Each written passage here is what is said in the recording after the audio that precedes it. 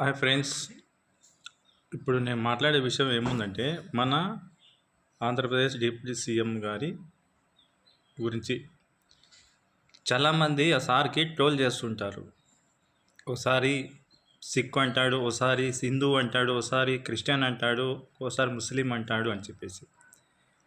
సృష్టికర్త ఈ భూమి మీద ఎన్నో వేషాలు వేపించాడు మనిషి ద్వారా. అవన్నీ ఆయన ఆడిన నాటకమే. ఇంకో విషయం ఏముందంటే మనిషిని ధర్మంగా ఉండాలని సృష్టికర్త ఎంచుకొని ఆయన ద్వారా ఈ భూమి మీద ప్రతి పాత్రలు లేపిస్తాడు. అలాంటప్పుడు ఈ టైటిల్ అన్నీ ఎవరికి వర్తిస్తాయి? సృష్టికర్తకే వర్తిస్తాయి. మనం చేసే తప్పు ఆయన చేపిస్తే ఆయనే కదా, మనమంతా ఏం ఆడేవాళ్ళము, ఆడిచ్చే ఆయన. అందుకే ధర్మంగా ఎవరు ఉంటారో అతన్ని ఎంచుకుంటాడు సృష్టిలో. ఇది మీరు మర్చిపోకండి ఫ్రెండ్స్.